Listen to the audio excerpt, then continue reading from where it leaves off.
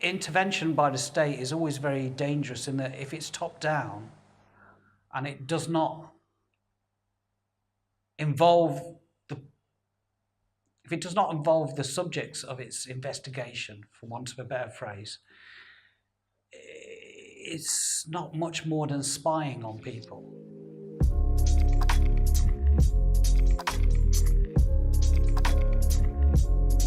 It used to be if you had an Irish accent in the 80s and 70s, so you're saying you must be a terrorist, you've got an Irish accent, you know what I mean?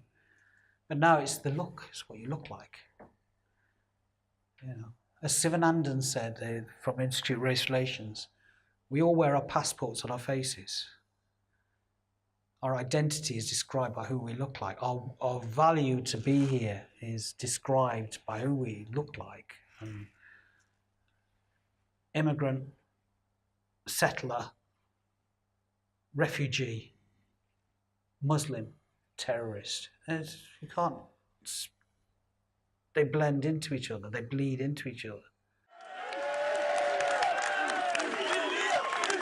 We will not tolerate it, and the Islamic community will feel the full force of the English Defence League if we see any of our citizens killed, maimed or hurt on British soil ever again.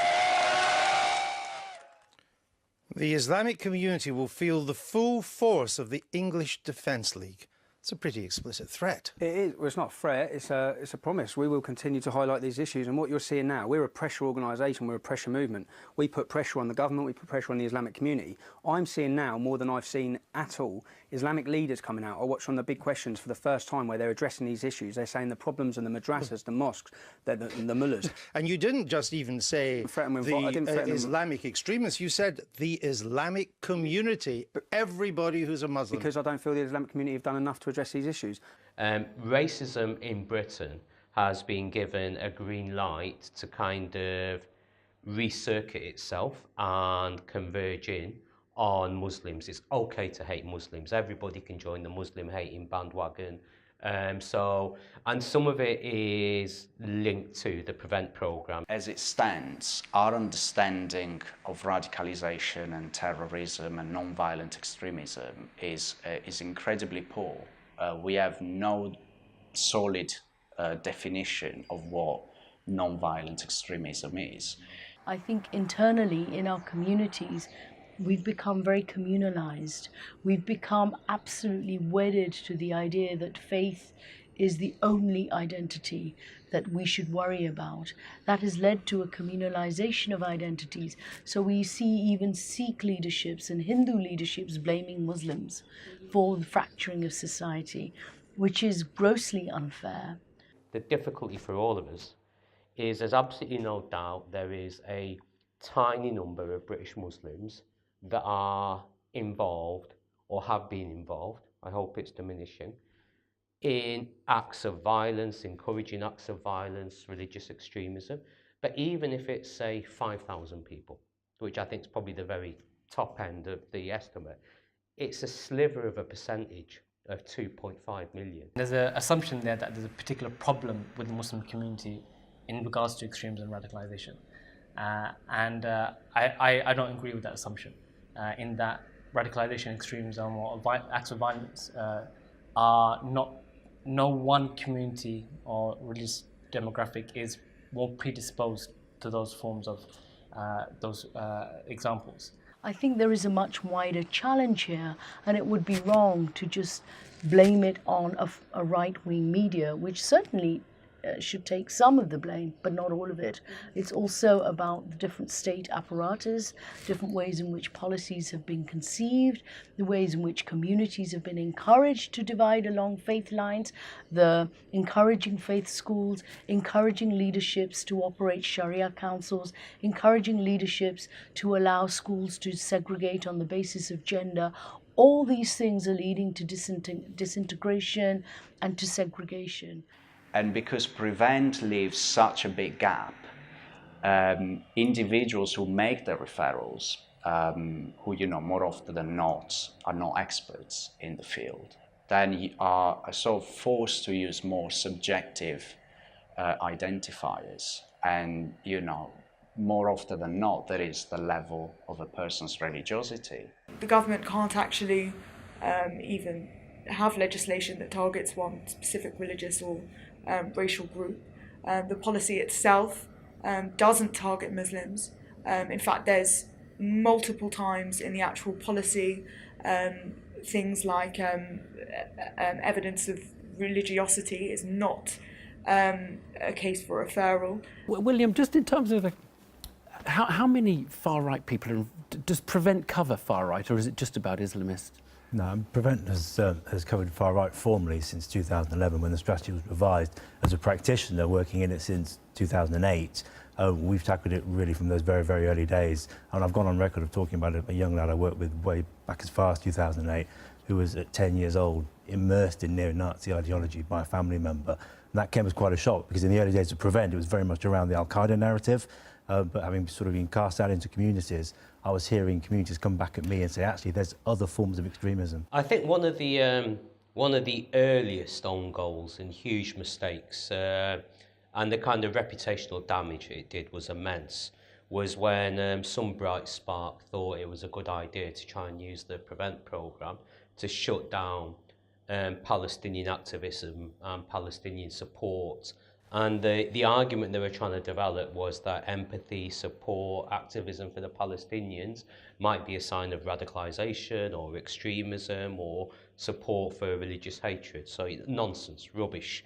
In my work, I have seen the impact of extremist, far-right, religious right ideologies on the most vulnerable sections of our communities across the board. From examples that I can give you from the work that we do in the communities, in the Muslim communities, with women who are suffering ostracisation and have had to suffer risk of violence and threats from within their own communities by not adhering to strict Islamic guidelines and rules, and by not doing that because now the Muslim community feels under threat.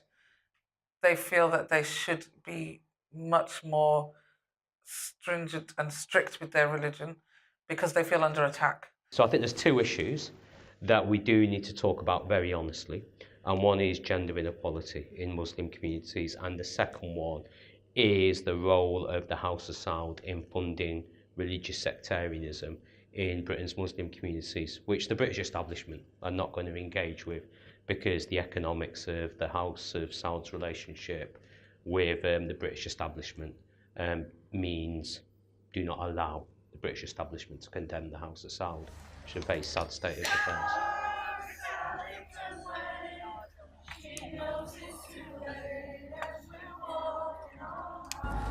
I can confirm that the man suspected of carrying out last night's atrocity is 22-year-old Salman Abidi. However, he has not yet been formally named by the coroner, and I wouldn't wish to therefore comment any further about him at this stage.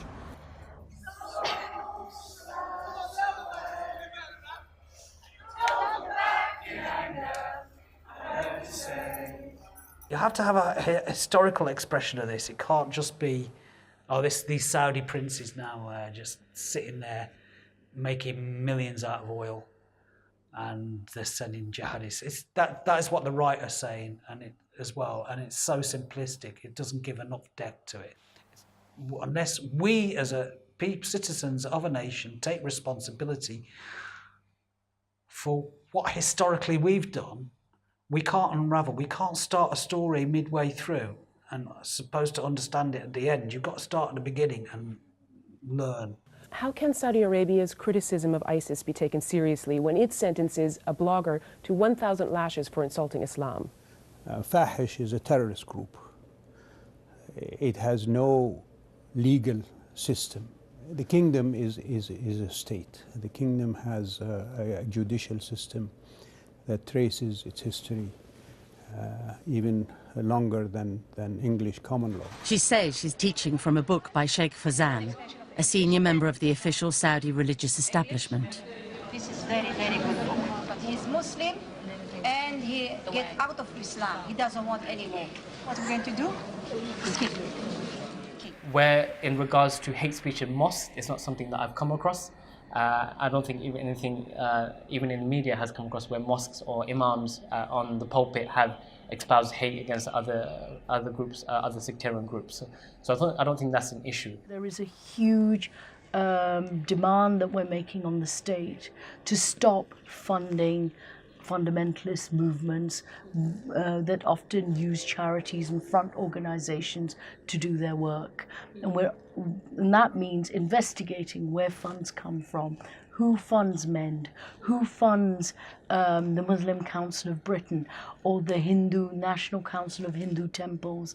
They are, and who, not only who funds them, but who are they linked to? These are not just charitable, do-gooding organizations. These are political organizations linked to political movements abroad. We're still investing in ISIS today, vis-a-vis the House of Saud's relationships with what's happening in Syria, what's happening in Libya. So we're still funding these monsters all over the world, and then we're running around Bradford and Birmingham and Manchester with this Prevent programme, marginalising British working class Muslims whose parents are taxi drivers, you know, restaurant workers, NHS workers, people working in retail. So Prevent basically tries to intervene on the first stage of a process that leads individual to commit acts of violent extremism. Although I don't think Prevent itself is about countering terrorism, because to do that you need legal measures and operate in the criminal sphere. But it is very much about countering ideologies of the far right and the religious right and other extremist ideologies that give rise to hatred and bigotry in our society and that prevent society from being a cohesive unit. It was a British state response to the horrific fact that I think almost 52 people died in the London bombings on the underground, and the bombers were British born. But it's been used by dubious organisations. So the Henry Jackson Society are great supporters of Prevent.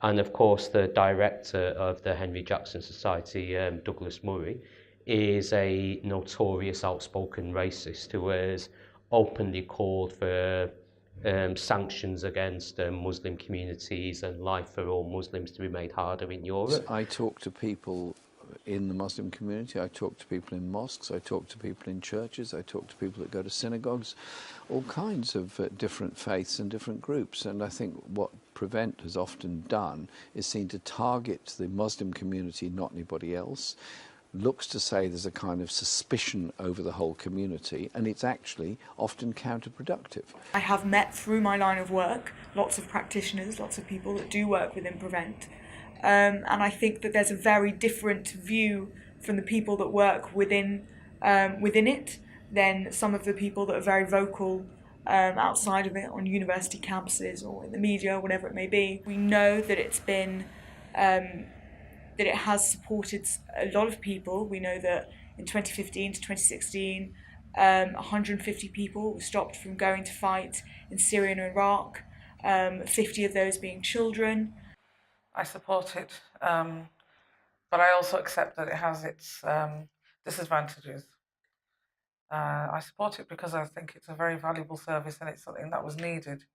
And that there are places and that there's now an organisation that is specifically there for people to go to who felt otherwise that they had nowhere to turn to with vital information that could have prevented a lot of, issues in our communities. I very much support the idea that it is necessary to have a program, a comprehensive program that tackles fundamentalists and extremists and far-right ideologies, because as we have seen and witnessed around us, these ideologies do give rise to hatred, to bigotry, to prejudice, and to violence. And so I think that it is one of the most urgent tasks that need to be addressed.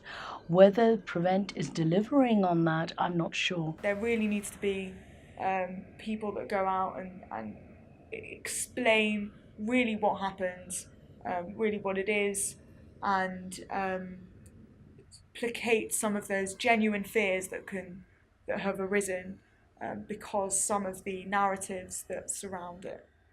You know, the fabric, the DNA of Britain in the 20th and 21st century is embedded all the way through with Black and Asian narratives.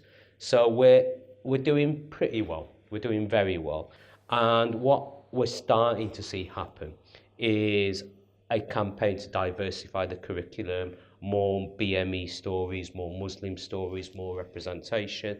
And I think the next generation are going to kind of set their own agenda around integration and representation. So, but I think Britain's Muslim community is part of Britain's community. We're part of it. We're not separate. We're not additional. We don't need anyone's approval, least of all the racists at the Telegraph and the Mail and the Spectator or the Henry Jackson Society. And the next generation will chart their own course and they'll do very well, I'm sure.